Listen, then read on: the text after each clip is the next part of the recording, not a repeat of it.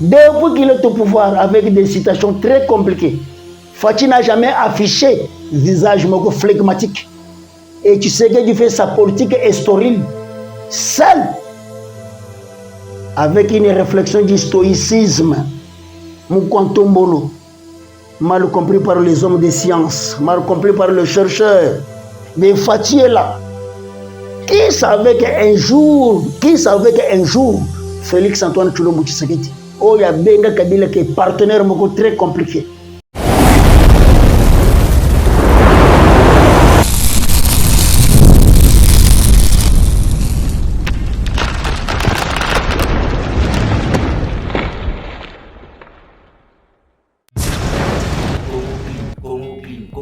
Entreprise et salami pour nous aider dans la climatisation, climatisation, il y a mituka, climatisation, il y a restaurant.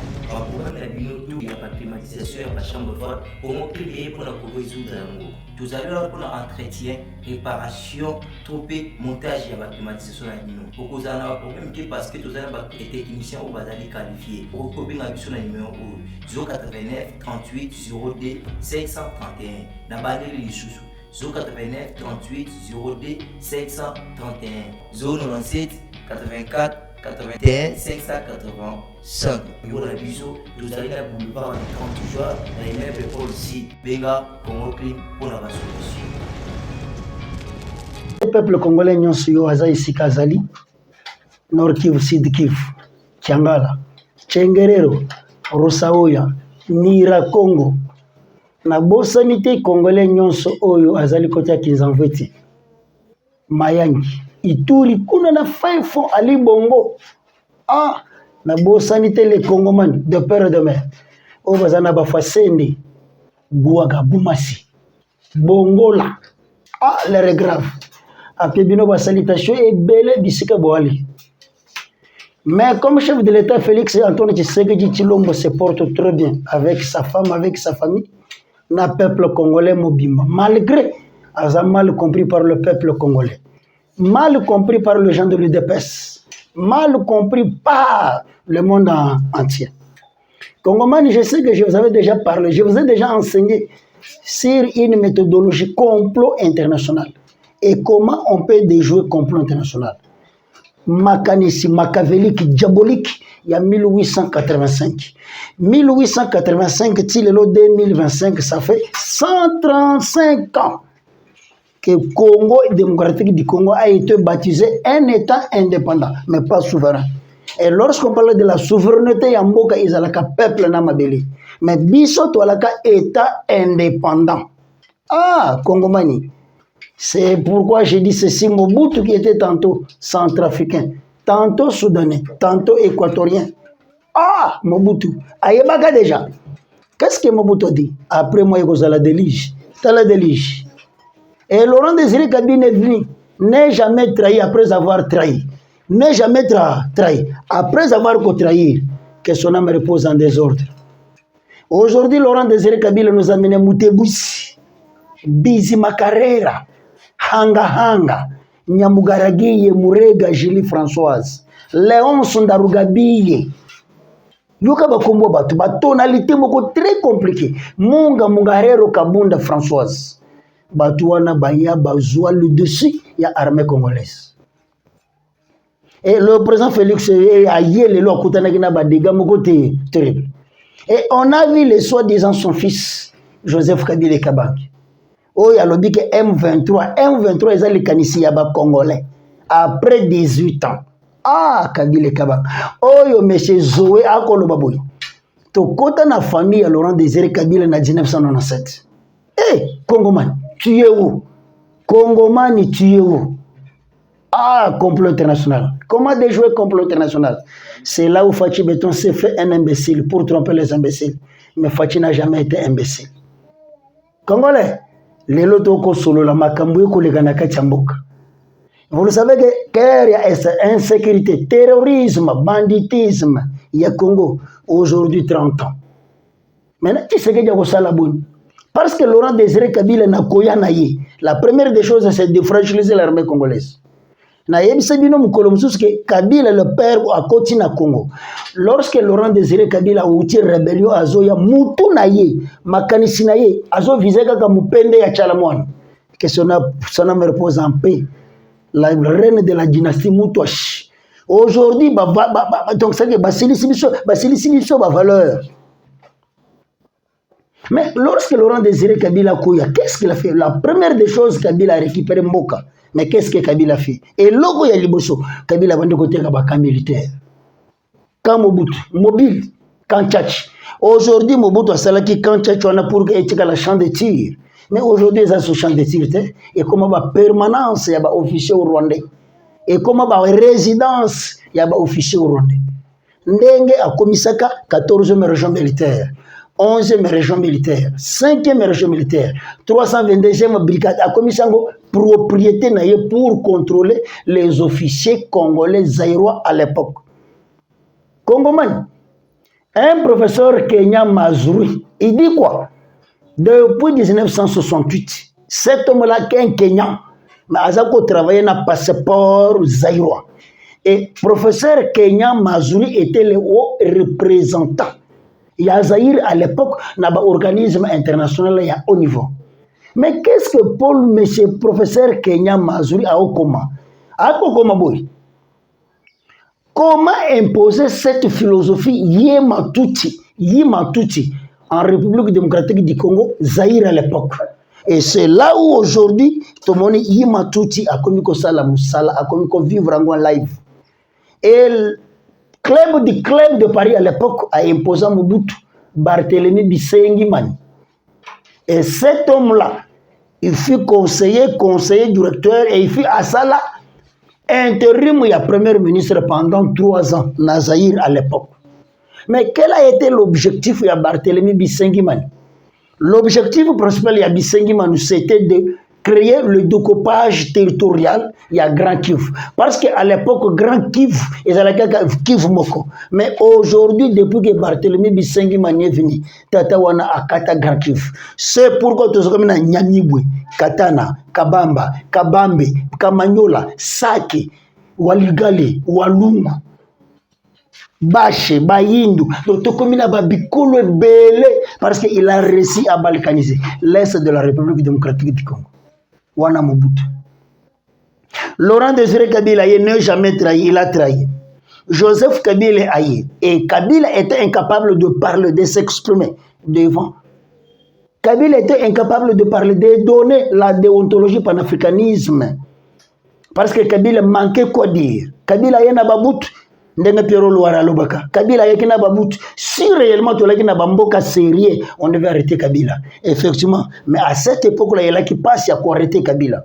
Ndenga na yebisa kabino ke Congo azana superficie à 2 millions quelques 300 et 410 000 km², 88 000 villages, 145 territoires. Mais Kabila, normalement, dans la philosophie, dans la discipline, il y a armée. On devait avoir 26 généraux à 37 généraux. Mais Kabila, il y a 632 généraux à 475 généraux.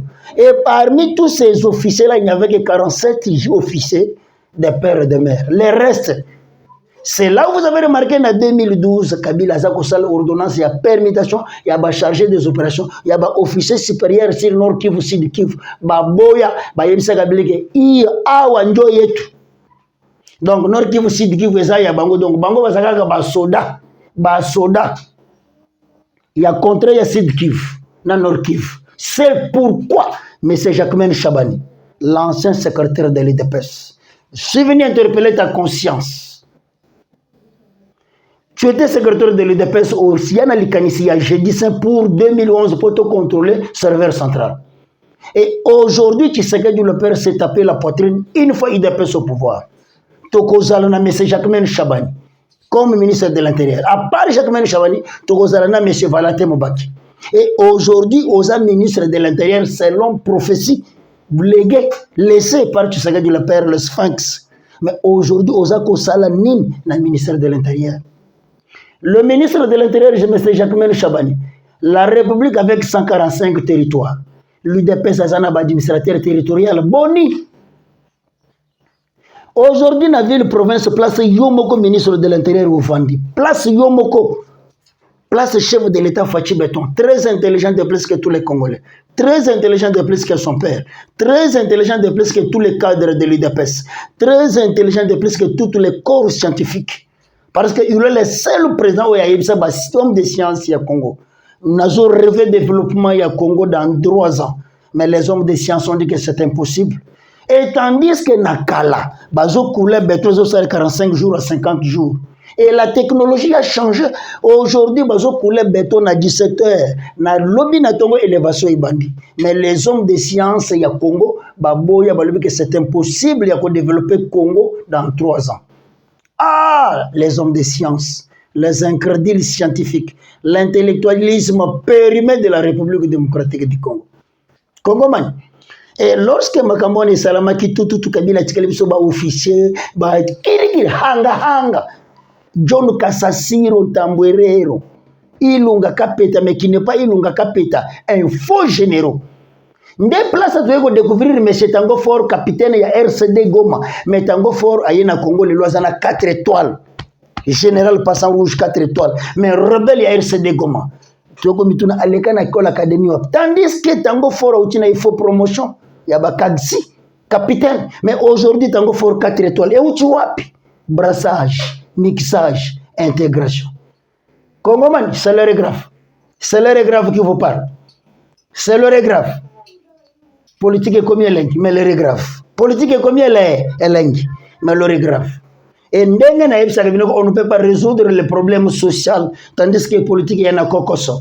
Voilà de grandes difficultés. Mais le président Fachi s'est battu seul, mal compris par son peuple. Mal compris par son peuple. Ah! Zamba batilo muko jamboka. Zamba peso boanya. Oza mayele koleka Salomo. Mayele ya Salomo esuka kikaka ya ko gérer 300 femmes mariées na 700 makangu. Na ko pesa likanisike boka bola mwana ande. Mais yoza mayele parce que ton père était incapable de tromper toute une communauté internationale. Papa n'a eu un opposant, chevron expérimenté. Il était incapable de tromper, de compliquer, de créer vérité contournée envers la communauté internationale. Mais yo oye, première lycée, je vais déboulonner le système. Oh, Janine Mambunda comprendre. Et pourtant, normalement, effectivement, Janine Mambunda ne fallait pas comprendre parce que Janine Mambunda n'a jamais été une dame congolaise. Soi-disant équatorienne, mais azalana équatorienne. Le lobby zalili na bantambu mwamba na ba John Nombi et Monani. Le même propos que le professeur Kambila avait dit. Le M23 ce n'est que coquille vide, mais le patron il y a M23, c'est M. Paul Kagame. Et aujourd'hui toi qu'on fait vraiment. Ba Congo man, politique est elengi makas. Politique est chitoko fort. Politique est chitoko. Aujourd'hui, on a senti RCD Goma, CNDP, M23, AFC. Et le président le savait. Et le savait, le président disait que M23 est coquille vide. Ce que tu as la place à ton comilelo. Ah! Moukantombolo, Mouana ya Lyon, Zakaka Lyon. C'est là où aujourd'hui le président de la République a zopoué. Mais ce que je me rappelle de chef. Chef Alobagabou. Kere ya Congo ekosila, mais ekosila dans 50 ans, ils a kere longue haleine. Et après ça, il y a raison motif clair. Pourquoi kere wana ekosila te? Parce qu'il y a des Congolais qui se sont mariés à des femmes rwandaises. Et puis, il y a aussi des femmes congolaises qui se sont mariées à des hommes rwandais. Parce que kere wana ekosila ndenge ni. Et pourtant, le mal na Rwanda, c'est l'individu terroriste, criminel, sanguinaire, Paul Kagame. C'est là où le président de la République, Kagame n'a jamais développé au Rwanda l'intelligence. Kagame a essayé d'amener au Rwanda à une dimension de développement, à une petite discipline, en tuant ses propres frères africains qui sont les Congolais. Parce que le massacre génocidaire avec la philosophie turquoise imposée par la France, c'est Paul Kagame et Agatha Abdiarimani, au Bazaba auteur. Je viendrai vous expliquer cela. Et ce qui est Holocauste au Congo, écrit par M. Charles Onana, beaucoup comprendre. Mais voilà ce que le président fait. Akouti et Touloukou, il y a une rébellion, terrorisme, ébélé. Et le chef de l'État s'est appelé à poitrine. Ce ne sont pas des rebelles, ce sont des terroristes. Un certain secrétaire d'État américain, comme le président de la République démocratique du Congo, a eu un problème, il y a des terroristes. Et comme problème aux États-Unis. Et pourtant, c'était les États-Unis qui étaient l'acteur principal. Il y a violation, tuerie. Ah, Congoman. Mais le président dit que non, c'est une superpuissance. Nana droite, je n'ai rien fait. Mais je dois coopérer avec lui. Yoka siko yendenga bandiko tout ça batumito. Ah, atangate. Et pourtant, je vais vous dire ceci. Jésus-Christ peut attangate. Mais lorsque Hérode est en train de chercher de tuer les enfants de 0 à 5 ans, Bakimagana Jésus-Christ na Israël, Bakendane na Égypte. Et pourtant, Égypte à cette époque-là, Bazobengango maison de connaissances. Donc Jésus-Christ a pris la connaissance en Afrique. Maintenant, voilà l'Afrique qui transmettait la connaissance. Plusieurs physiciens, plusieurs philosophes. Mais voilà aujourd'hui l'Afrique est où? Afrique Tozawapi. L'Afrique qui était une puissance mondiale à l'époque, aujourd'hui est en Afrique. Et chose grave, précisément la République démocratique du Congo. Nous avons mais Japon qui n'a rien comme richesse, Japon qui n'a rien comme espace vide à Rosala Bilanga. Japon, le locomique aidé africain à l'os.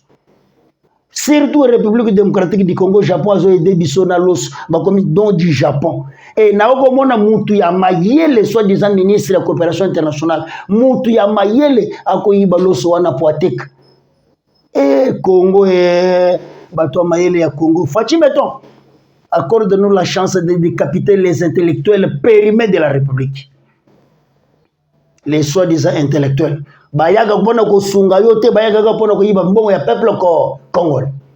Mais Congomani yo qu'est-ce que tu komi ko kota na makambu les choses essentielles. Ça, ce n'est que rétrospective pour vous faire comprendre que Congo est Uchiwap et Okendewapi. Fachi Béton. Depuis qu'il est au pouvoir avec des citations très compliquées, Fachi n'a jamais affiché visage flegmatique. Et tu sais que tu fais sa politique historique seul, avec une réflexion du stoïcisme. Moukantombolo. Mal compris par les hommes de science, mal compris par le chercheur. Mais Fachi est là. Qui savait qu'un jour, Félix Antoine Tshilombo Tshisekedi, oh, il y a Benga Kabila qui est partenaire très compliqué. Mais aujourd'hui, Fachi Beto Komiko Tamboussa Kabila Kobatama. Congoman, réunion Moko Elekeki na Congo Brazzaville, Awa, avec le chargé de renseignement Brazzavillois. Donc, il y avait des représentants congolais en citant Didier Kamere, Francine Mouyumba, mais c'est Tango Fort. Va participer à Wana Congo Brazzaville avec quelques personnalités somaliennes. Va salir réunion à. Et pourtant, toutes ces pervers soldats-là, ils préparaient avec une calcul, il y a club des officiers pour le faire chef de l'État. Mais Dieu vous a confondu.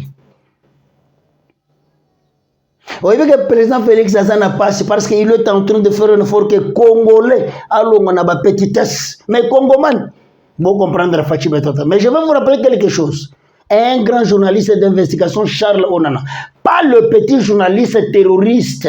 La République a créé, mais le journaliste congolais sont là rien que pour brandir M23. Et AFC, M23. Mais les efforts fournis par FARDC ou Azalendo, Bakolo Bayangote, mais leurs efforts, parce que ce sont une presse corrompue. Et pourtant, lorsqu'une presse ne dit pas la vérité, il peut détruire de génération en génération. Et Bato Mayele, les grands esprits disent ceci. L'erreur scientifique peut tuer quelques personnes. Mais une erreur culturelle, l'erreur culturelle, c'est de génération en génération. Et la presse congolaise, oh, yazolinga aboma de génération en génération. Comment na yebisa ba congolais dans 60 jours à 90 jours Keria est aussi là. Botika kolanda mangungu ya Corneille Nanga. Corneille Nanga ni Monica a déjà zuba, a déjà foutu, il n'a rien à part, soi-disant pasteur. Mais à moi ça veut dire que Tshisekedi le père païen qu'il était. Tshisekedi le père avait maudit 2 pasteurs. Et malédiction on les a pasteurs. C'est pourquoi je suis très fier avec le pasteur Moulindo Gilles. Avec comment se fait-il que Togo Salamboka Mobimba écluse de réveil, mais incapable de réveiller le peuple congolais. Moka Mobimba église de réveil, mais incapable de réveiller le peuple congolais. Le révérend Bishop Coutinho Fernando, que je salue en passant, a outi à l'objet que non, na monique Congo Zokende, sauvons le Congo. Sauvons le Congo. Et c'est le seul pasteur qui lisait la constitution avec la Bible en train d'interpréter, en comprenant que 80% y a des Congolais basaba analphabète, batangate. Dont les soi-disant intellectuels vont comprendre que Congolais atanga na yete isko ba komi ko manuelele na français. Ndenge matata mponyo muyibi, matata mponyo muyibi, mukwakula muivi. Mbongo na biso, nzala na biso, mbongo na biso ya bukangalozo. Et na omona ba avocat ba ko telemele monsieur matata mponyo, ba ko défendre muyibi. Ah, Congomani de père et de mère. Mbongo na biso lelo bukangalozo avait la possibilité de coller ba Congo, Bandundu, Équateur, Kinshasa, nous n'en parlons pas. Presque voire même des Kassai. Parce que le deux provinces, parce que na minute au province na zala makasi, izaka Kassai na Kinshasa. Nzala moko imposé. Mais ba Congomani lorsque Fachi Beto a bandit tout cela, la première des choses, Fachi Beto s'attaquer à la diplomatie internationale. Parce que lorsque Mbunza Mabe avait compris que non, ce qui se passe à l'est de la République démocratique du Congo, les acquéreurs militaires avec le général Baoumé, Mamadou Ndala, Mili Mounabine Pemana Kimia, vous sacrifiez vie pour sauver le Congo. Et pourtant, au sommet, il y a l'État congolais au Rwanda Mouazala qui cope naïe. Montoya pauvre, les lois comme patron ya Kingakati, a comme patron ya ba parc national surtout ya Congo, a comme patron ya ba Mateba, a comme patron ya ba parc ya Kundelungi, a comme patron. Tandis que les Congolais au Babotema bazaba toujours ba pauvre. Bazo zanga kutuna iloko kolia. Mais lorsque Fachi Beto a vu que tena longo la cataracte ezana misu ya ba Congomani po ba mona vérité, tale lelo mundenge Fachi azo bundisama. Mais voilà maintenant ce qui se passe. M23 yeko tomboka na Assemblée nationale. M23 yeko tomboka na Assemblée nationale. M23 yeko tomboka na Sénat. M23 mbala liboso na mona papa azoyebisa batu ke bana nanga bala linzala. Mais responsable, autorité, un homme d'État congolais. Alors que Bukavu est tombé, Walikali est tombé, Kabambe est tombé, Kavumu est tombé, aéroport ya Kavumu est tombé, Masisi Centre, Minova, Mbitambate, Ngungu est tombé.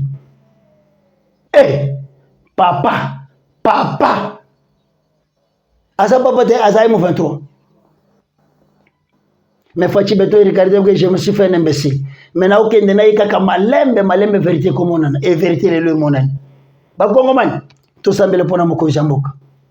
Peuple congolais prie pour le chef de l'État. Kolonga bitumba ya M23 au Rwanda avait contrôle ya 16 000 villages ya Congo pendant 18 ans. C'est tout un problème. Aujourd'hui, Kabila est en train de vous dire que M23 est une aspiration congolaise. Et pourtant, Kabila est Moukolo. Et Yébana, M23 a été créé le 26 mai 2011 en Rwanda. Avec le général Delphin Kayimbi, ce sont eux qui ont créé M23. Kabila, président de la République, mais Kabila a créé M23. Ah, Fachi Beto Nzamba Batelayo. Lelo olakisi mokili mobimba. Oh, Kabila a chatiqué le pouvoir azo attaqué Kabila pona nini? Kabila a chatiqué le pouvoir azo. Lelo est monani. Kabila outi. C'est pourquoi M. Obasanjo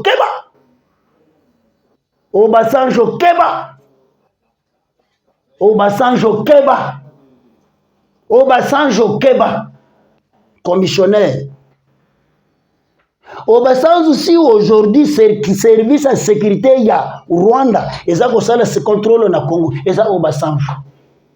Si aujourd'hui les Rwandais sont reconnus comme les citoyens congolais eza Obasanjo.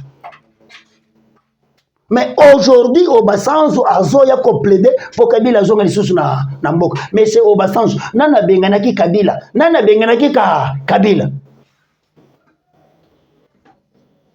Obasanjo, il y que le premier coup d'état raté, le chef de l'état, avec général, les grands chauffeurs, Nchofa, que ton homme repose en paix. Yonde Obasanjo.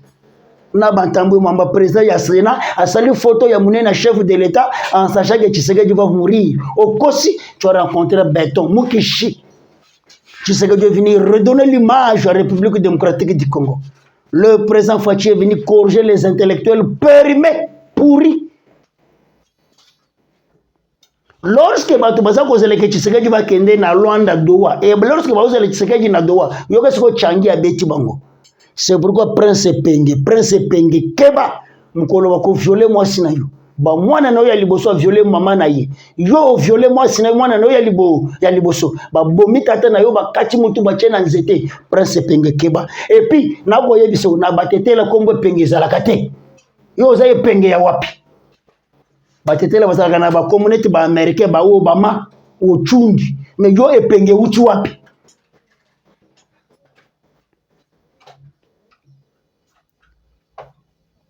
Yo lelo na Martin Fayulu qui dit que les 14 000 morts wana pona yo eza elo côté. Oh pardonnez monsieur Nanga.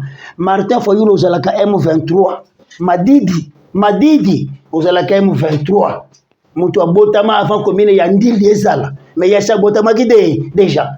Sikoza mona ndio botama ki na Ndili mbula ni. Ba créer commune ya Ndili mbula ni. Po yo botama avant Ndili. Dessin animé. Écoute, Fachi Béton, Azobi Misebino n'a pas qui est congolais, qui n'est pas congolais.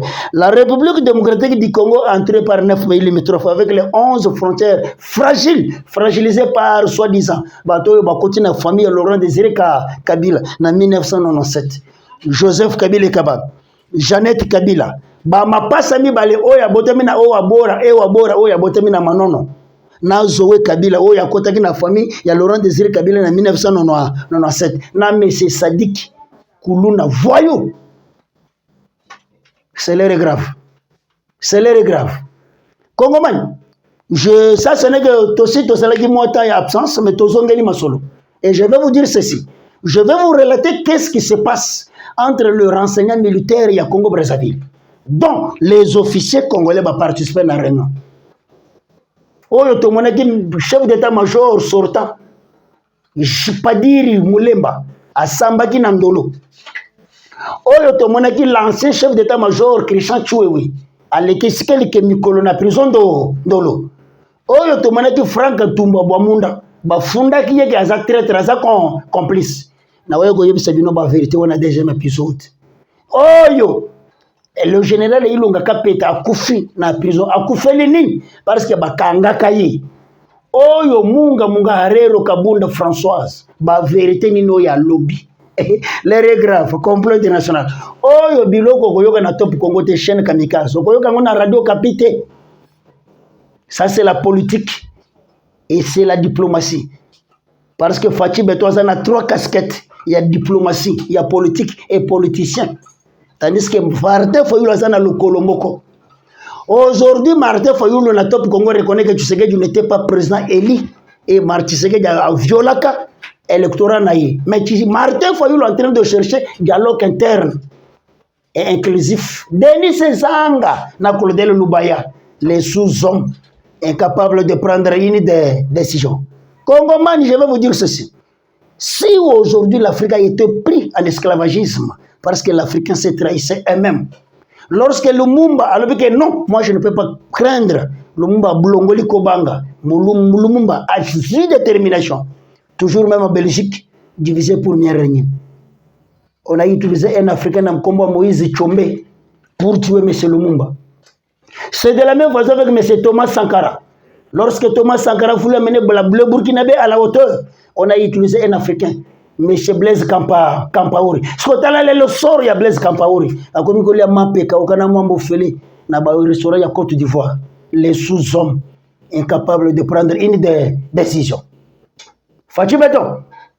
Pouvoir, non seulement il y a ses respectabilités, mais il faut que nous Mais Natinho Bomate. Mais je répète encore, pouvoir, tout pouvoir qui ne se respecte pas. Mais c'est là que fort Babanga Yango. Yako Tangisa Makil. Mais comment certains Moutoumoko Boy, alors que pouvoir, il y a un judiciaire, boy, bangonne, il y a un bon projet. Congo man, Tolinga Congo. Ça, c'est aujourd'hui le premier épisode. L'heure est gravée de retour. Abonnez-vous. Abonnez-vous. Abonnez-vous. Abonnez-vous. Commentez, likez, partagez. Plus 243 85 14 63 644. Boussa TV. Une chaîne de référence. Où il y a encore une information réelle pour que le peuple congolais puisse s'amater. Parce que conscience à peuple congolais et chez Koufakala. Mais Boussa TV est venu pour remonter, renouveler conscience. Mboka mobimba toko mina batu. Oh batanga te, net batanga. Son Excellence, Monsieur le Président de la République. Difficulté à Congo et Zandebo. Parce qu'on refuse de valoriser le D6.